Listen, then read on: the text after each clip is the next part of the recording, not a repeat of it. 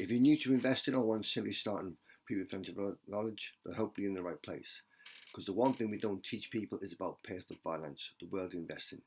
It's considered confusing or taboo to discuss, so hopefully you're now taking the right steps. My name is Dave and I work in financial services and I help people through the access to private and workplace pensions, subject which is complete inertia. So the aim of the video, my finance blog, is to improve people's financial goals and aims and awareness, so you can reach your goals just like me. Now I've applied the process of becoming a net millionaire at the age of 52. I can retire today I want, but I enjoy helping people, so let's get into the latest video. This is about my self-invested personal pension plan review for July 2025. Now I do have a workplace pension, but I'm restricted to one, what I can contribute, and two, where I can invest. So I've got my own pension plan so I can get my own funds, my level investments. So what are the aims? Well, the aim is an annual return of 10%. Dividends for 2025 of £7,000 a year and a year-end valuation of around about £164,000. So how have we done? Well, we started the month at 161,437. We finished at 165,735. So year to date, a very nice return of 24.41%. So well above expectations. Now we put in contributions start the month of £500 and the government will give us tax relief as a basic rate UK taxpayer of £125 automatically invested on my behalf. Our platform provided charges fees of £18.26, which is based on a portfolio of our percentage value. So where is the funds invested? 77.54% is in UK and Europe, 20.29% is in America, and 2.17% is in Asia and emerging markets. Now during the month we got, shall we say, small dividends. Our yield across the portfolio is 4.52%, but let's see what we received in the month. JD Sports gave us £16.75. It's not really a dividend payer, it's more of a growth stock. And Sainsbury's gave us £126.87, reinvested 43 new shares. It's got a yield of between 4 and 5%. So our expectations was £4,083. We've made 3,904, slightly below, but we will be much better on track in September when a lot of dividends will be paid. But as we said, £4,000 for the year is, shall we say, is a very nice reward. Now let's look at the funds and the folios we've held within the portfolio. Now at the moment we own two funds. We've kept it quite simple. A Fidelity World Index Fund, £23,500, 14% of the portfolio, very low fees of 0.12% and holdings around about 1,400 shares. It's got a very nice, shall we say, yield, just over 1% for a fund, but we did top her up, £500 a month, but we just switch off. It's given it a return of about 10% every year and hold it, but it was done to cover the market because we were solely UK based. We just switch off, invest every month.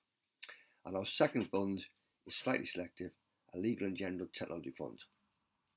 Owns about 250 shares, fees slightly higher, 0.32%, but again, £18,500, 11% of the portfolio, and it has given annual return last 5 years over 10%. Mainly driven, shall we say, by the Magnificent Seven, but we've done it for diversification. So two funds, big players, shall we say, and it makes up 26 of the portfolio, let's just say £42,000. Just switch off, does what it's in, no real risk, but it meets your objectives, and they're both low cost funds. Now let's look at, shall we say, of the shares we hold within the portfolio. Now the shares are all what we call long-term players. Obviously UK based, what we know about, but we see no reason to sell any shares in the foreseeable future. Our largest owners of Aviva, 5,134 shares, nearly £33,000, 20% of our portfolio. Very good results recently, shall we say, or will be due, shall we say, in August. Very nice yield, but it is cash rich, has been growing on a buying spree.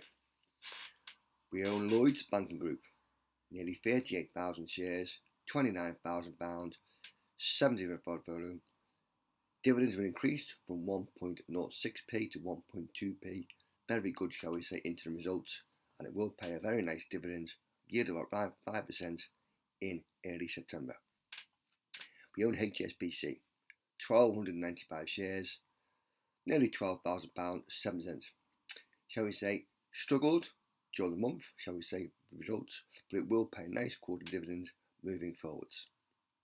We own Barclays, 3,282 shares, £11,000 portfolio, 7%, but again a yield around about 5%, and the dividend, shall we say, went from 2.7p to 3.1p at the latest interim results. We own Drax, okay, the biomass or the pellet producer, 1,336 shares, £9,000, 5% of the portfolio.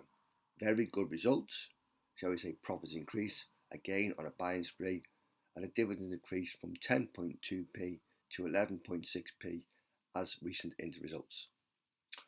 One company that, shall we say, struggled recently though is Greggs. We own 299 shares. It was up in profit over 100%. It's now struggled recently, shall we say, through poor trading, but it is cash rich, makes £1 billion profit. Nearly £5,000, 3% of the portfolio. It is paying a dividend of 19p interim, but the dividend has been, shall we say, kept the same because they're growing the company and they've been affected, shall we say, by wage increases, cost increases. But a very cash rich company and is expanding on the high street, forecourts, and away, shall we say, other sectors. We own LNG, the insurance company, 2,412 shares, £6,000, 4% of our volume, but a yield of around about 8-9%. Hopefully, during the start of early August, they'll get really good results, so we say, but just like Aviva, just switch off, everyone needs insurance. We own Sainsbury's, the retailer, 1,355 shares, £4,000, 2.4%, and as we said recently, very good results. Dividend was paid out during the month. Just reinvested, everyone needs to eat. We own, shall we say, Shell, £4,000, 2% of portfolio, and BP, £2,000, 1% of portfolio. Very cash rich. Okay, BP's under some kind of pressure lately because of results or restructuring, but they will pay a quarter dividend moving forwards. One of the company owned, shall we say, is JD Sports. Paid a small dividend, a growth stock. Has struggled, shall we say, what's in America, but again, very cash rich, buying spree, profits over £1 billion, but it makes up £2,000, 1% of our portfolio. Other shares we own, shall we say, is Pen and the Water Company, okay, Card Factory, AJ Bell, okay, all growth share stocks, shall we say, results will be out soon, but just switch off. But as I said, we owned 15 shares, 12 in profit, 3 in loss, 66% in the FTSE 100, 9% in the FTSE 250, but all big name players, shall we say, and it makes up 70% of our portfolio. But it's what we know about. We see no reason to sell any shares on the foreseeable future. Some good results, shall we say, recently, some very good, but it meets our objectives. Okay, but it's not to boast or brag, it's to prove to people, if I can build a portfolio over 6 figures, you can too. If you think long term, you invest in the tachometer and invest on a regular basis, and remember to reinvest all dividends. If you like the videos, smack the like button, subscribe to the channel, and we'll see you again in the next video.